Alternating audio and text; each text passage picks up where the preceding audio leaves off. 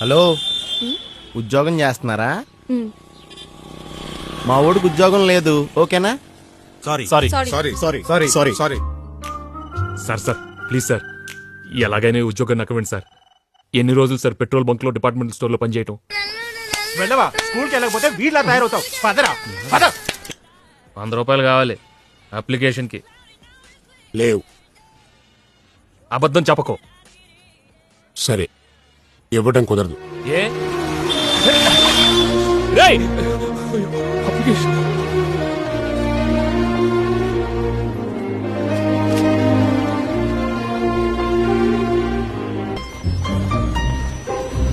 నువ్వే నాకు దారి చూపించావని లోపలికి వెళ్తున్నాను. నీ ఇష్టం. ఓకే. లేదండి, ఎప్పుడు ఇంతే.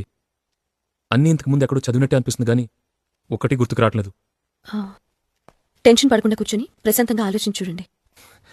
నాకు ఇంగ్లీషు అంత ఫ్లూయెంట్గా మాట్లాడడం రాదండి. అయితే తెలుగులోనే మాట్లాడండి. 10 మంది ముందు ఎంత ధైర్యంగా మాట్లాడామన్నదే ముఖ్యం కానీ ఏ భాషలో మాట్లాడామన్నది ముఖ్యం కాదు. అసలు నువ్వు ఎంతవరకు రావటమే పెద్ద గొప్ప. పద. నాన్న, నాకు ఉద్యోగం వచ్చింది నాన్న. ఇక నుంచి నేను పనికి మాలిన వాడు కాదు నాన్న.